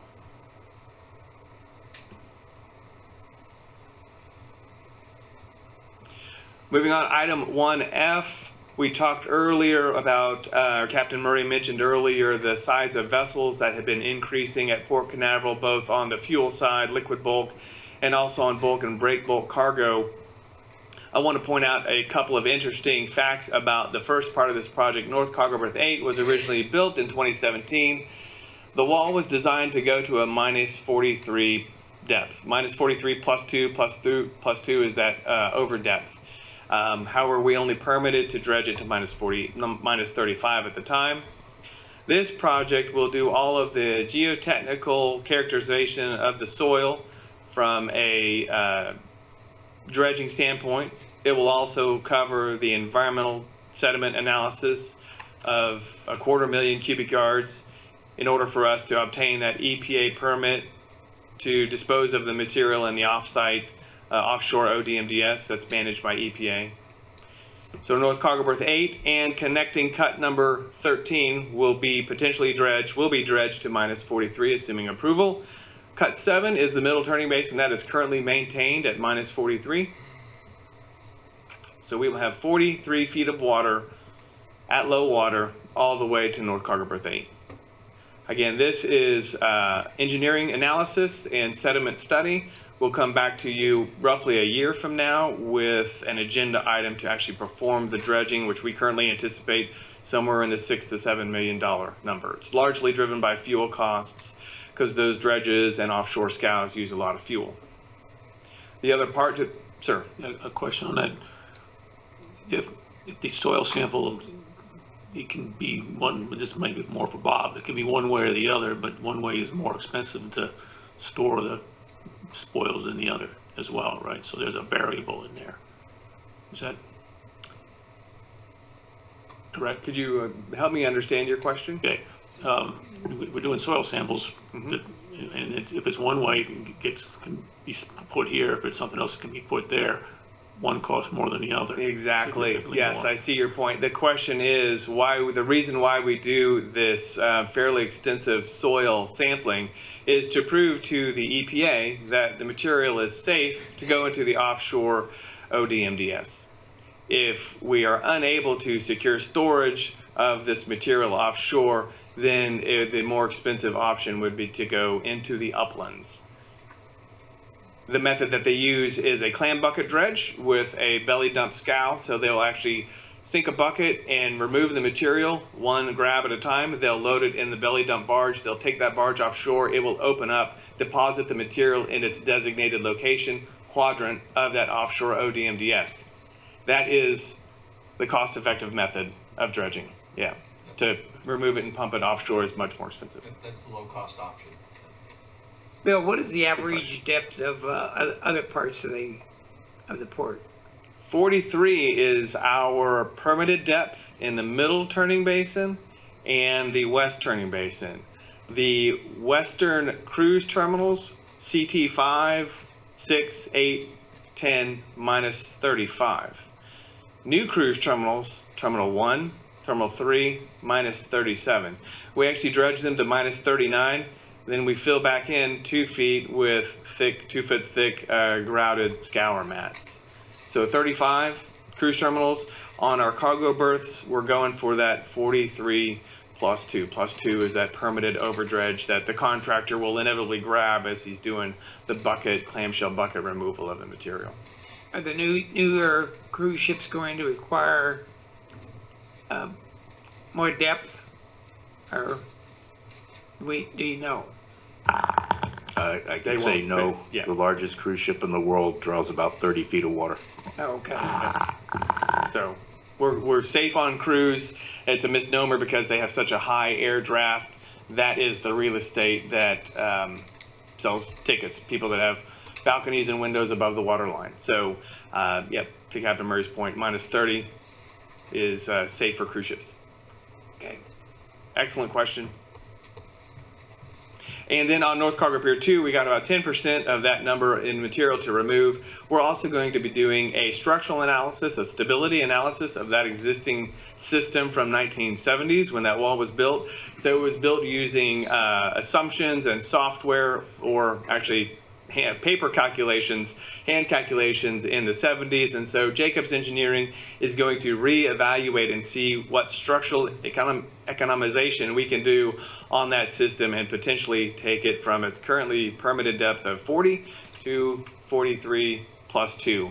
We don't have the same environmental sampling as for North Cargo Pier 1 and 2 in this agenda item, because we already have that underway with regards to the O&M dredging project. That's currently underway. Very good. So that's all of the agenda projects I'm going to cover. Just a brief update on North Cargo Berth 3. Rush Marine has done a great job over the past few weeks of catching up on some areas that we noted were behind schedule. And I wanted to point out one element that I brought that's sitting over there on my dais next to Mike Poole. That is a 40-pound section that Bob Musser rescued and cleaned off from the site. That's the threaded rod tieback system. So there are 90 of those rods. Each one's about 70 feet long. That section alone weighs about 40 pounds. It's domestic steel, 60 KSI, I believe. Gary Ledford's in here somewhere. 80 KSI steel. So it's very dense steel. It's very heavy. I encourage you not to lift it up. But that is the tieback system. Those are the anchors that tie the wall back to the A-frame anchor wall system. Final bulkhead was completed last week. The second to the last pour of the relieving slab was completed last week as well. And the final pour of a relieving slab will be completed this week. So those are great milestones that the contract has reached. Currently, they're working on utility install, storm drain, potable water, and electric. Utilities are going in, and a lot of backfill. You see that in the background of that photo. A lot of dirt is being moved and compacted on top of that relieving slab. All contract work will be completed by April. April 7th is the current substantial completion date. It might be April 15th or so, a week or two behind that substantial completion date. Now that the tieback system is completed, dredging is going to mobilize mid-March, and it takes about 30 days to complete that dredging effort. We do have a little bit more pavement that we've added to the project that goes off the photo here just due to the fact that we need more laydown space. So that's not original base contract work. It will probably take the contractor some additional time to wrap up that work as well. Moving into North Cargo Berth 4, the sister project, we received 7 packages. Valentine's Day, February 14th, we have shortlisted to 6 qualified firms. Those bids are due March 29th. We will have that project before you for award at the April 5th commission meeting. I hope to also have a number from Florida Power and Light to relocate that subaqueous line that we've been talking about. Also at that April 5th meeting, and we're working with them as closely and quickly as we can to get that correct value. Yes, sir. Question? Going back to the parking we're going to be adding, do we have a specific landscape code here at the port, or do we just plant a tree every once in a while? Well, we don't just plant a tree every once in a while, but no, we don't have specific landscaping codes here at the port, just because we have so many different varied areas. You go to the cruise terminals, or you go to the Marina District, or Jetty Park, or the North Side, which is a heavy industrial area. We don't have one size, one code fits all. Back in 2003, the port did attempt to do a plan.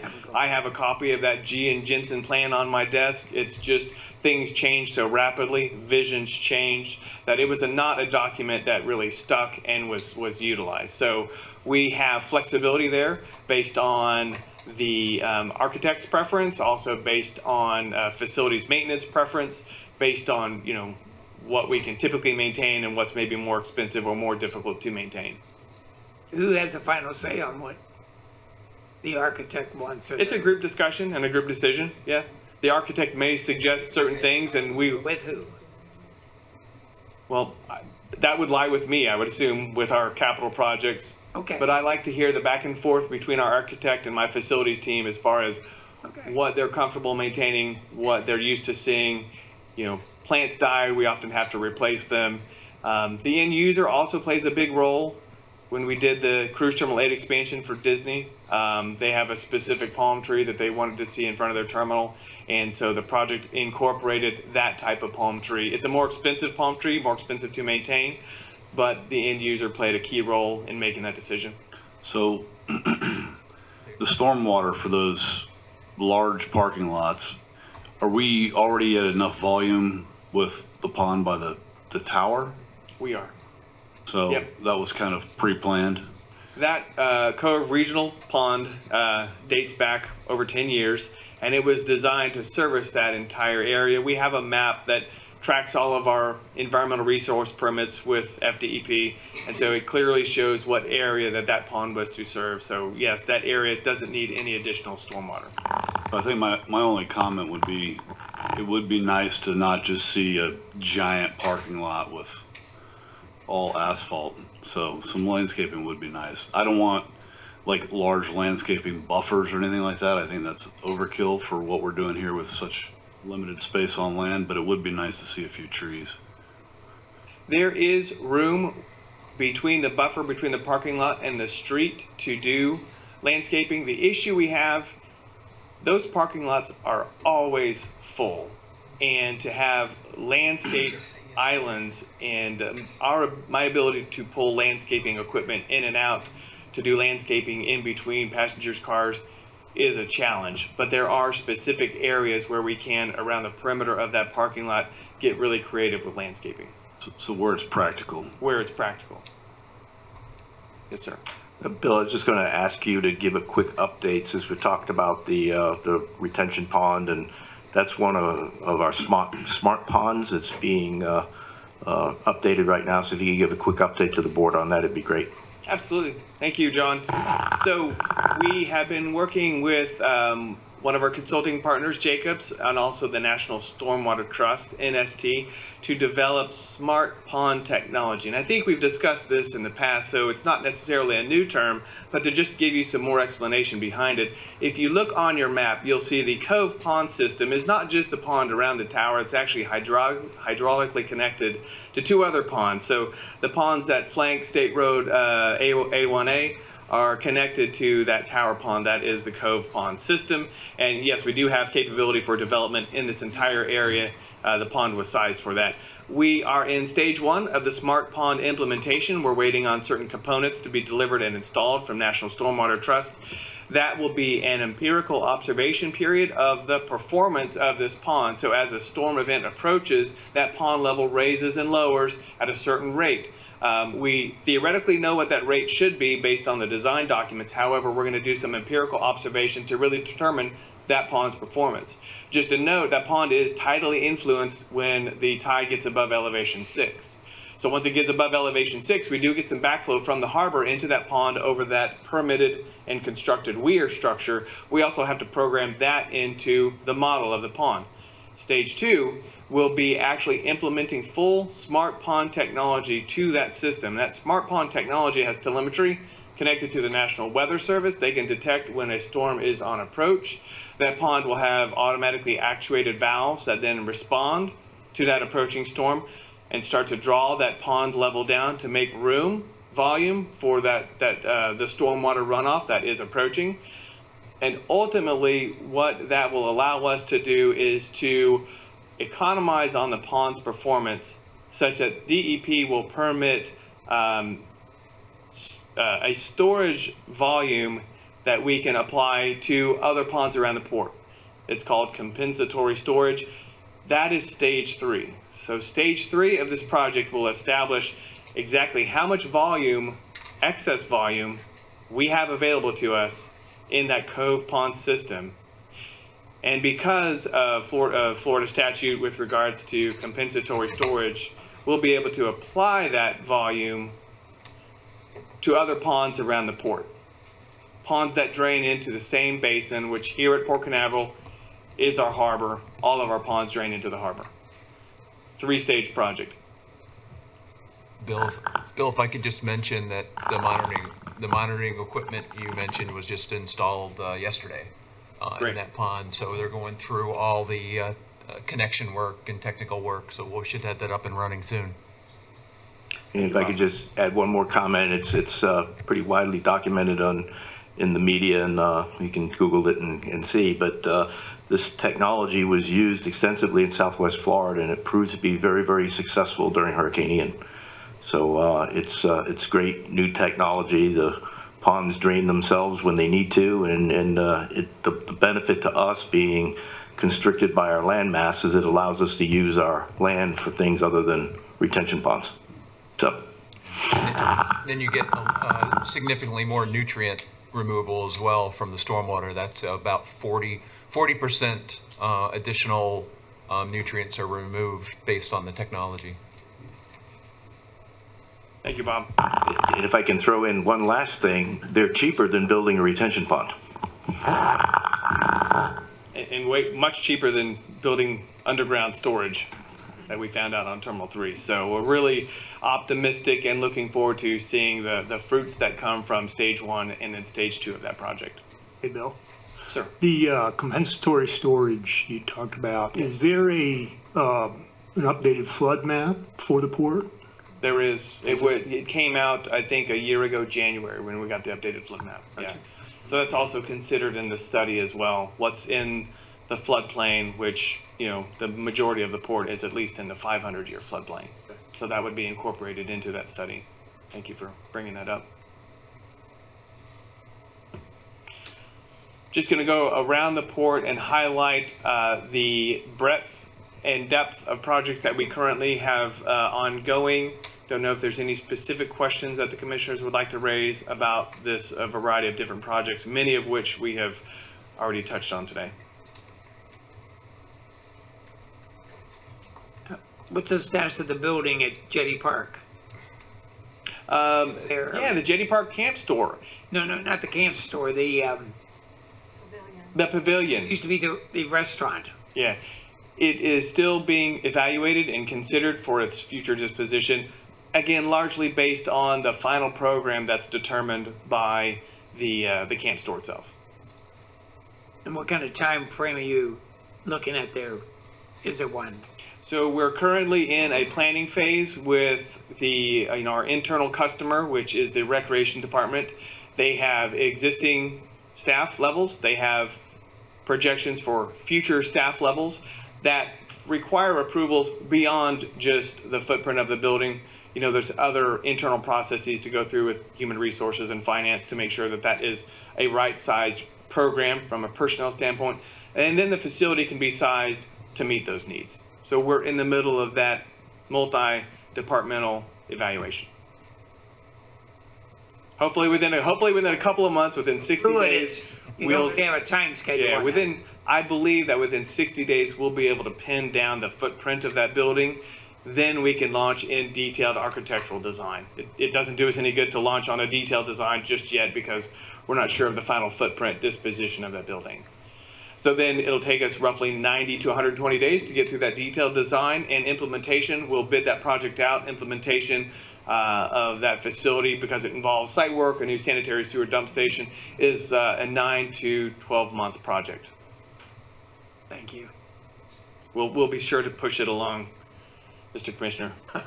We're excited to see it come to fruition. Sometimes it's always good to have sort of a target date. We're going to shoot for that, but you know, when it's sort of fluid, it just sort of goes and never ends. We will see an end to that one. Thank you. Hopefully as long as I'm on the commission. Which is only a few more years. Anyway. Certainly have it done by then. Digress. Seeing no other questions, thank you very much. Thank you, Mr. Crowe. So, does anyone wish to pull any consent agenda items for discussion? I have none. I have none. All right, that's a first. So may I have a motion to approve the consent agenda? So moved. Yes, Second, Mr. Chairman. thank you. Any discussion? All in favor? Aye. Very good.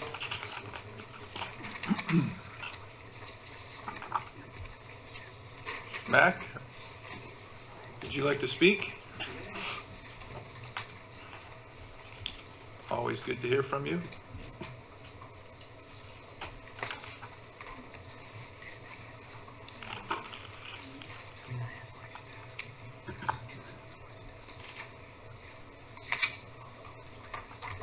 Well, I'd like to speak, tell you how I'm impressed and feeling really good about what John announced with some pride today. Actually, a couple days ago, is that we're now the busiest cruise port in the world, and this is, I'm 91 years old, so I've been around here a long time. And it's really been almost 45 years in making. It's not something that happened just that quickly. And I know that actually the first terminal itself was across the way at North Cargo Pier 4 there, and there's a building there that we took a little piece of it, and we had a cruise to nowhere type ship that stopped there, and we had that little, we took a little piece of that terminal and made it a terminal. It's really a pretty exciting thing, at least for me, because I was around. The vote itself, when we got into it, was very controversial at first, and I don't know whether many people remember, who was it? Buck Buchanan. Buck Buchanan and I worked really hard on the other three commissioners to get them to approve this. We finally did get it, and it worked out, and things just kind of took off from there. I can't tell you how satisfied I am to actually be able to see this happen.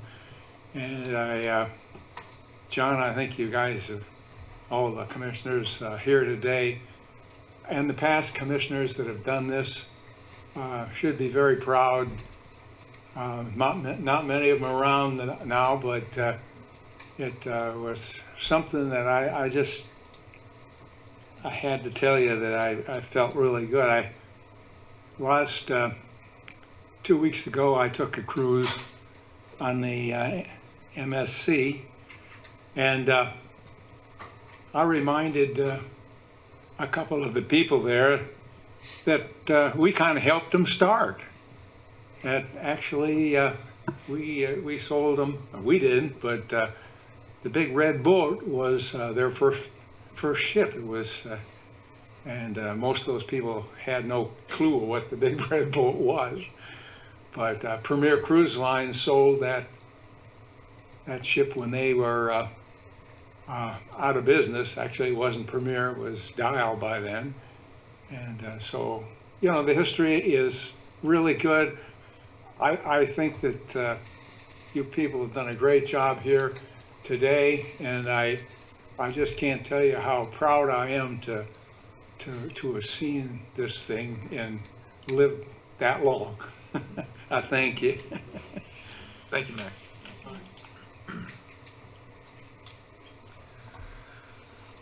Commissioner reports. Commissioner Van Valkenburg, any to share? Well, last Thursday, I attended along with senior staff the Port Canaveral Ministry Gala, or Gala, however you prefer to say it. The port is a sponsor, and it was a great turnout. I think everybody would agree, so I enjoyed that. Good. Commissioner Justice? Not this busy a month. We had a Civ Mill meeting that same night, so there was a conflict there. A couple of Civ Mill meetings. EDC annual update was interesting and good to see that crowd. I enjoyed, to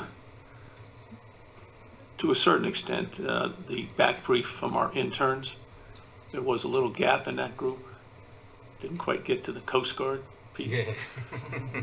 It's important when we have Maritime Academy people here that they get focused, a little focus on the Coast Guard. That's an option for them. Got to remember that.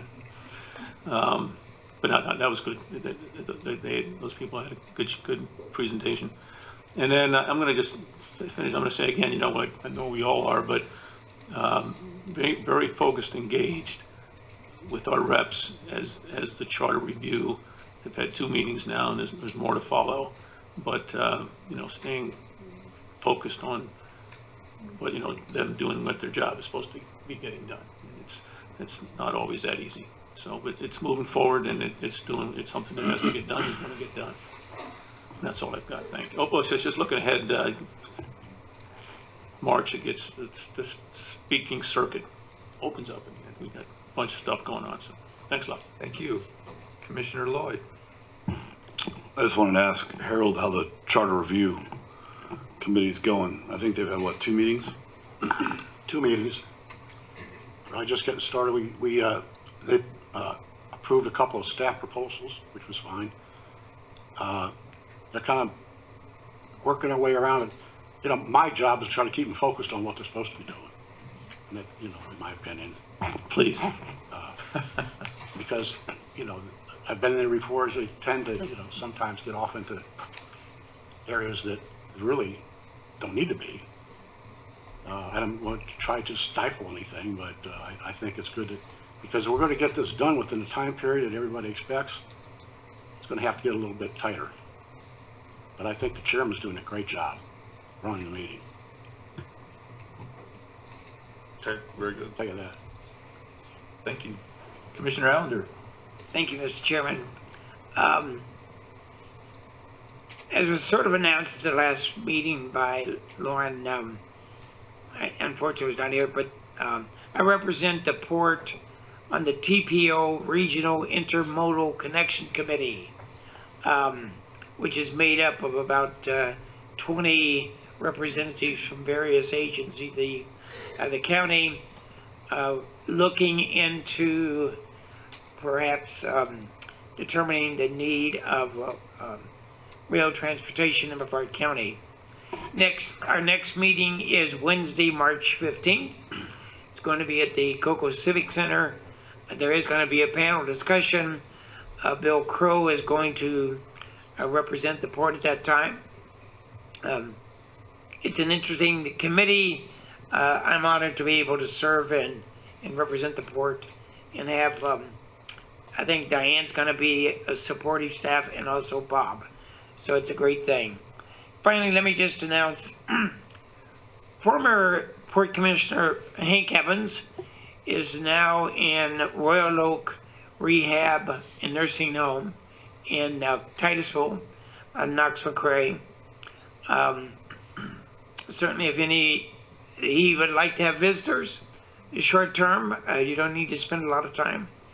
Hank, I had the privilege of serving on the committee, on the Port Commission with Hank. He was an outstanding commissioner, still an outstanding person. It's sad to see him, unfortunately, in his condition, but he still is alert. So if you have a chance, go to Royal Oak, on Knox-McCrae in Titusville, and stop in. And I understand he does have a picture on his wall of the Port Commissioners, which is, he's still got that at heart. Thank you very much, Mr. Chairman. Thank you. Too.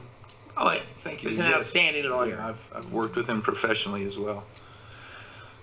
I want to thank all my fellow commissioners for their time and efforts in attending these functions. It's not something I can do every single one of them in this capacity, so I am grateful that all of you are stepping up and doing that when you're able. Commissioner Lloyd and I, together with Amanda and our companions, attended the Lead Brevard function a few weeks ago, and I presented the Rodney Ketchum Award to Linda Weatherman, head of the EDC. So that was a good experience. That same day, I went to the investiture of another Merritt Island guy who's our newest circuit court judge, Judge Scott Blau. So that was a treat. He was my roommate for 1 year in college, so that's way back.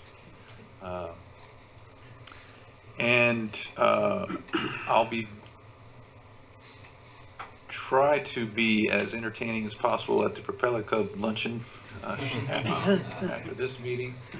Draw a fine balance there. So that's my brief report. We are on now to discussion and consideration of Captain Murray's evaluation. So from a discussion standpoint, I think our package includes a summary of our evaluation scores, a scale of 1 to 10. The ranking generally was very high across the board, on the average 9.45. I know I speak for myself. I've been very pleased with John's leadership and certainly results, and am open to further commentary and discussion before we tackle the compensation feature. Are you able to find it? Oh, I'm sorry. Got it. The wrong one. Okay. So the floor is open. Well, Mr. Chairman, I will address my evaluation. It's been my pleasure to work with John and be part of the committee that hired him to come to the port.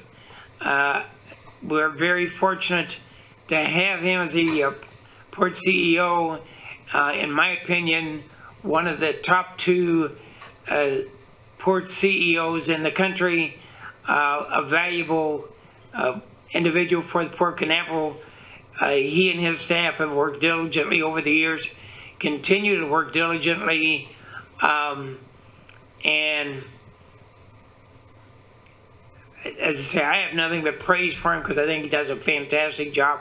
I've worked over the years with other port directors and directors in other organizations, and again, in my opinion, John is the top of the list in everything that I've worked with over the years. And as I say, I think he's the top 2 in the country in port CEOs.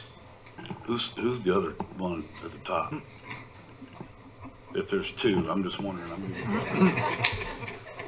I think it might be the top. That's all I'm saying. Well, he's the top 2. I just said, now whether it's 1 or 2, just the top 2. High praise. High praise indeed. And I would echo what Jerry just said.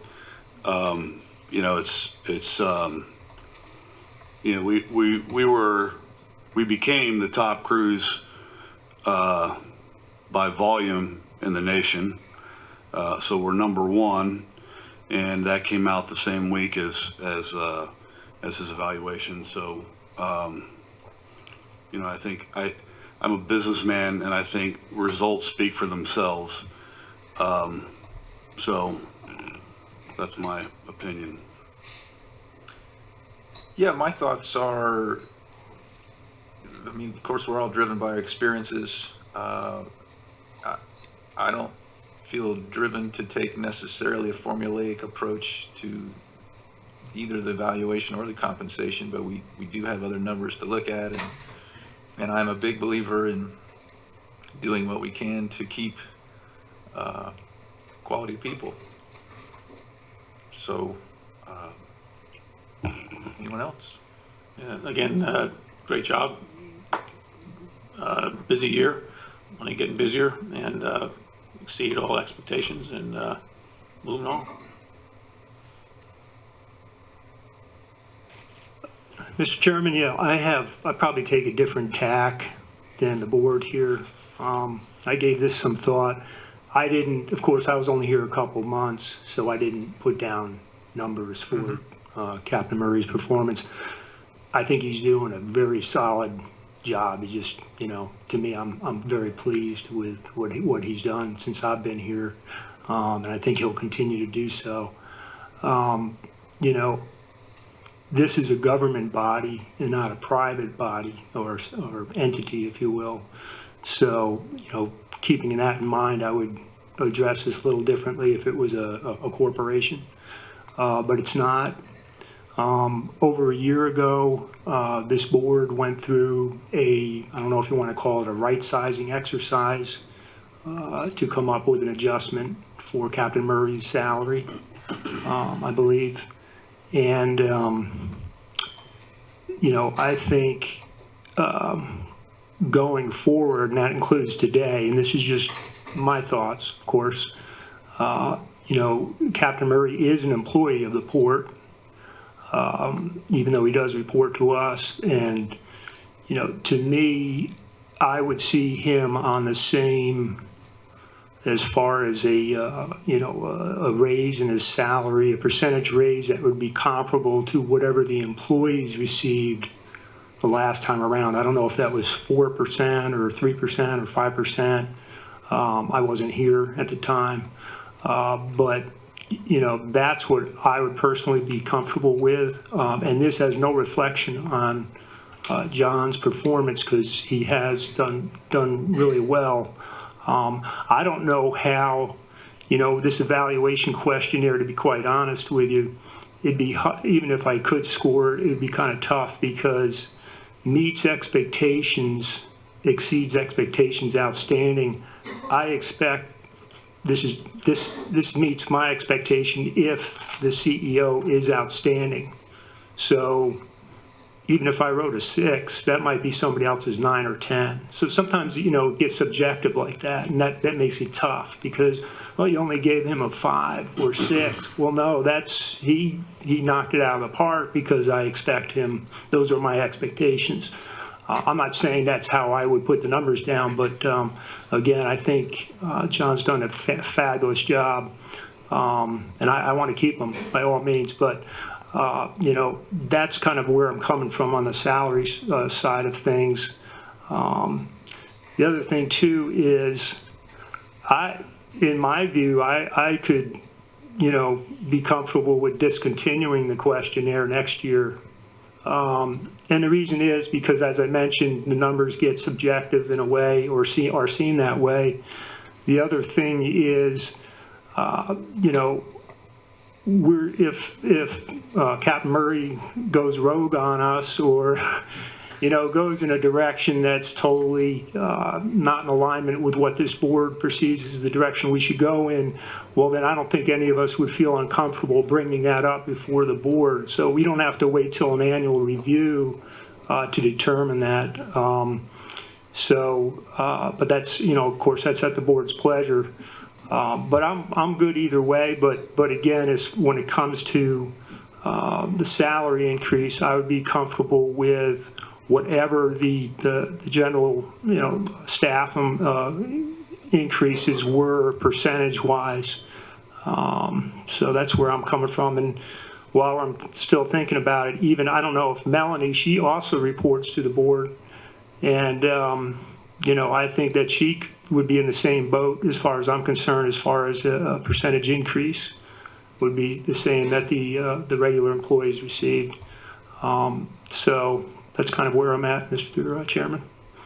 If I can just jump right in, from a compensation perspective, I'll say for the 8th straight year that whatever the staff gets is comparable to what the CEO should get. Thanks. I'm concurring with Fritz here. Thank you. I would clarify somewhat. We are indeed a public body.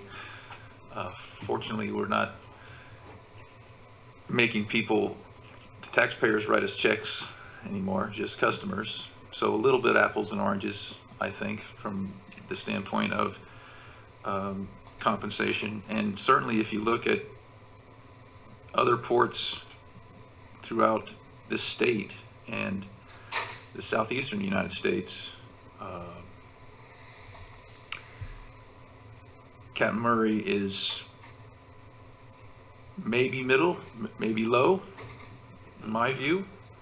And so I would like to hopefully entertain a motion from my peers to bootstrap a little bit, if you will, to make sure that he is compensated commensurate with his peers. So I believe the employee raise was 6%. I would like to, he's at 510,000 now. I would like to see a motion for a 10% raise. I'll second the motion. If you made the chairman, for discussion. Sure, I'll make that motion. Okay. Okay, so we have a second, and so any discussion? Discussion. Yeah. I'd like to add to my comments before that, and I think it's important, we are number one in crews, but staff's doing a great job, led by John, of compensating and coordinating, maybe compensating is not the right word, coordinating and making sure that even SpaceX, Blue Origin, and space is accommodated. And our cargo industry is booming. So fitting all those things in and growing the entire business model while you're making sure everyone's taken care of, and then making sure that the public is happy with your performance. When I first got on the commission, the railroad was up in the air. People in Merritt Island were very upset, and we don't have those things now because we're thinking through what we're doing. We have a strategy politically. We have lobbyists that we're staying ahead of Tallahassee. We're working hard on the federal government. All that stuff is John's leadership. So, Dave Berman watches this stuff very closely, and I want to make sure he understands that we're not just a cruise port. We're accommodating all the needs of our port and our community, and John's doing a great job of doing that. So I'll support a 10%. Okay. Any other comments? Call the question. Oh, yep. Okay. All in favor? Aye. Aye. Nay. Nay. Okay. 3 in favor, 2 against. Motion carries.